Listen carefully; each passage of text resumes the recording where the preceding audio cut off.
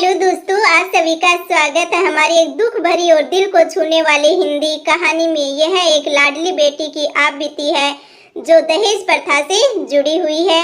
सेठ मोहनलाल शहर के प्रसिद्ध और सबसे धनी व्यापारी थे। उनके यहाँ नौकरों चाकरों की पूरी टोली रहा करती थी। भगवान की कृपा से उनके घर लक्ष्मी धन वर्षा करती थी। सेठ मदनलाल की एक सुंदर सी सुशील और शिक्षित बेटी थी जिसका नाम ममता था। ममता अपने माँ बाप की इकलौती संतान थी, इसलिए लालन पालन में किसी प्रकार की कमी नहीं हुई। माँ बाप का प्यार भी बहुत मिलता था। सेठ के जीवन में किसी भी प्रकार की कोई चिंता नहीं थी, किंतु कहते हैं ना, जिसके घर बेटी जन्म लेती है उस घर माँ बाप को चिंता होने लगती है। जैसे जैसे बेटी बड़ी होती है वैसे वैसे ही माँ बाप की चिंताएं बढ़ने लगती हैं। ममता पढ़ लिख कर शादी के योग्य हो गई। माँ बाप को ममता की शादी की चिंता सताने लगी। जगह जगह योग्य वर ढूंढने के लिए अपने रिश्ते नाते के लोगों को लगाया। काफी तलाश के बाद 2.5 साल के बाद एक योग्य वर राजू की तलाश हुई। राजू चौधरी सत्येंद्र का पुत्र है। नाम से ही पता चलता है चौधरी सत्येंद्र धन से भी चौधरी हैं। सेठ मोहनलाल ने चौधरी सत्येंद्र से अपनी पुत्री ममता के लिए राजू से ब्याह कराने की बात की। चौधरी सत्येंद्र ने ममता से अपने पुत्र के विवाह का आश्वासन सेठ को दे दिया। चौधरी जानता था कि सेठ की कोई और संतान नहीं है, उनकी इकलौती एक ही बेटी थी, उनकी ममता ही है। तो और सेठ की उम्र 50 से ऊपर है, अर्थात अब इसकी कोई संतान नहीं हो सकती। ऐसा लालच उसके मन में आया और उसने विवाह के लिए तत्काल हाँ कह दिया। लगन मुहूर्त देखकर दोनों ओर से खूब उत्साह और जोश के साथ विवाह किया गया। सेठ मोहनलाल की इकलौती बेटी का विवाह था, इसलिए सेठ धन का लोभ नहीं कर रहे थे। जी खोलकर अपनी बेटी के लिए धन खर्च कर रहे थे। शादी में बहुत ही अच्छे से सारी व्यवस्थाएं की और सत्येंद्र भी जानता था चौधरी कि हमारे घर धन का भंडार आ रहा है, तो वो भी बिना चिंता किए धन खर्च कर रहा था। ममता और राजू का विवाह संपन्न हुआ। दोनों अपने वैवाहिक जीवन को जी रहे थे। ममता भी अपने ससुराल में खुश थी और ससुराल वाले भी ममता के स्वभाव से प्रसन्न थे। ममता के स्वभाव से रिश्तेदारों में भी कोई नाराजगी नहीं थी। सभी ममता के स्वभाव की तारीफ करते हुए कहते कि इसके जैसी बहू मिलना बहुत ही मुश्किल है। कुछ समय विवाह के बीते होंगे कि सेठ मोहनलाल के घर एक पुत्र का जन्म हुआ, अर्थात ममता को एक भाई मिल गया जिसे वह राखी बांध सकती थी और उसको अपना भाई बोल सकती थी। सेठ के घर खुशियों की झड़ी लगी थी। बेटी का विवाह हुआ, घर भी अच्छा मिल गया था और पुत्र रतन की प्राप्ति लंबी प्रतीक्षा के बाद हुई। यह खुशी को दुगुनी करने वाली थी। सेठ मोहनलाल के घर पुत्र का जन्म सुनकर ममता के ससुराल वालों के पैरों तले से तो जमीन ही खिसक गई, जैसे उनकी सारी संपत्ति छीन गई हो। उन्होंने शादी इस लालच में ही तो की थी कि मोहनलाल की सारी संपत्ति को एक दिन प्राप्त कर लेंगे, किंतु बेटे के जन्म के बाद यह मुश्किल हो गया था। भाई के मिल जाने से ममता के जीवन में खुशियां आनी चाहिए थी, किंतु यह उसके लिए दुख का कारण बन गई। सास ससुर पति सभी अब ममता को दुख देने लगे और उसे प्रताड़ित भी करने लगे। दहेज और धन के लालच में ममता को मारते पीटते और दिन भर भूखा रखते, किंतु ममता के आदर्श इतने ऊंचे थे, उसने अपने माता पिता को इस यातना और कष्ट के बारे में भनक तक नहीं लगने दी। सेठ मोहनलाल ममता से मिलने और अपने बेटे की चिट्ठी अर्थात नामकरण संस्कार में निमंत्रण देने के लिए खुशी खुशी ससुराल पहुंचे। बेटी के चौधरी और राजू सेठ मोहनलाल को देखकर असमंजस में पड़ गए कि अब ममता से कैसे मिलवाएंगे उसके पिता को। सेठ सभी घटना को जान जाएगा और हमारे विरुद्ध कार्यवाही भी कर सकता। तत्काल उन्होंने निष्कर्ष निकाला और ममता को समझा दिया, किसी भी प्रकार की बात अपने पिता को बताई तो अच्छा नहीं होगा। अनेकों प्रकार की धमकियां देकर ममता को उसके पिता से मिलवाया गया।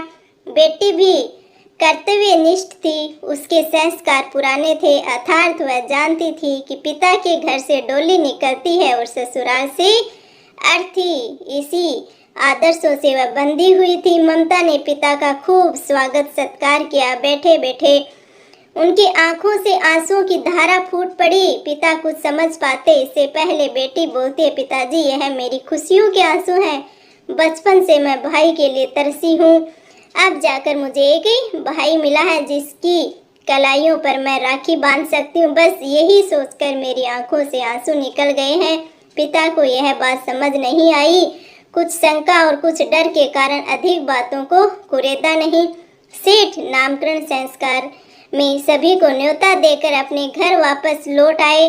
नामकरण का दिन आ गया। चौधरी सतेंद्र और राजू को भी सेठ के यहाँ जाना था, किंतु उन्होंने वहाँ जाना स्वीकार नहीं किया और ममता को डरा धमकाकर वहाँ भेजने की साजिश करते रहे। दोनों के मानवीय मूल्य इतने गिर गए कि उन्होंने एक नवजात शिशु की हत्या करने का भी षड्यंत्र रच लिया। उस षड्यंत्र को पूरा करने के लिए किसी और का नहीं, ममता का ही प्रयोग करना चाहा। राजू ममता की पिटाई करते हुए कहता है कि या तो तू सदा सदा के लिए अपने मायके चली जा या अपने भाई का गला दबाकर उसकी हत्या कर दे, जिसके बाद उसकी सारी संपत्ति हमारी हो जाएगी। ममता ऐसा नहीं कर सकती थी। वह अपने खातिर किसी निर्दोष को सजा नहीं दे सकती थी।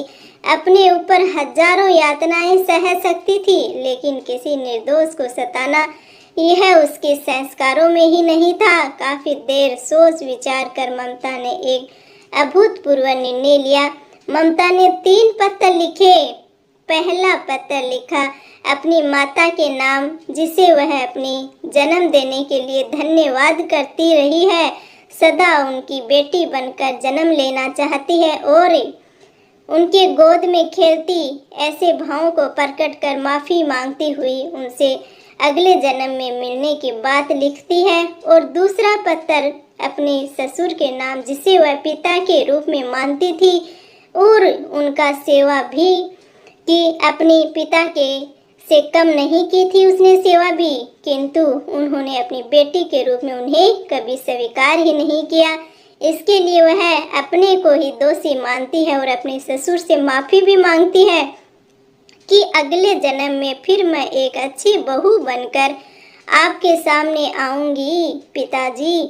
और तीसरा पत्र लिखती है अपने पति राजू के नाम, जिसे वह पति रूप में भगवान की प्रतिमूर्ति मानती थी और अपना सर्वस्व न्यौछावर कर उसकी सेवा करती थी, किंतु फिर भी उन्होंने नहीं अपनाया। पति पति का संबंध 7 जन्मों के लिए जुड़ जाता है, इसलिए वह इस जन्म में छोड़कर जा रही है, किंतु अगले जन्म में वह फिर उन्हें पति के रूप में प्राप्त करना चाहती है। ऐसा कहते हुए अपने हृदय के सभी विचारों को पत्थर में लिख दिया। तीनों पत्थर बिस्तर पर रखे तकिए के नीचे दबा दिया और छत में लगे पंखे से एक फंदा लटकाया और अपनी जीवन लीला को ही समाप्त कर दिया। यह ममता के जीवन का दुखद अंत था। चौधरी सतेंद्र के घर बहू की हत्या यानी कि मृत्यु पूरे गांव में फैली गई थी। सेठ मोहनलाल को भी अपनी बेटी के न रहने की सूचना मिल गई थी। थाना पुलिस चौधरी राजू के और सतेंद्र के घर मौजूद थी। कठिन और कड़ी तलाशी और पूछताछ के बाद भी किसी प्रकार की कोई जानकारी नहीं मिल रही थी।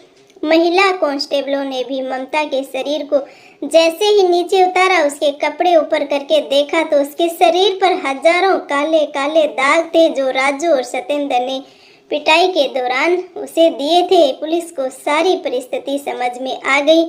चौधरी राजू और सतेंद्र के हाव भाव भी बदले हुए थे। पिता ने भी बताया कि मैं जब मेरी बेटी के घर आया था तो मुझे कुछ भी समझ नहीं आया था, बस मेरी बेटी रोई जा रही थी। मुझे लगा ये खुशी के ही आंसू हैं, बस रो रही थी, उसने कुछ नहीं बताया था। लेकिन आज मुझे शंका है कि बेटी के पति और ससुर ने ही उसकी हत्या की है, बस और क्या था।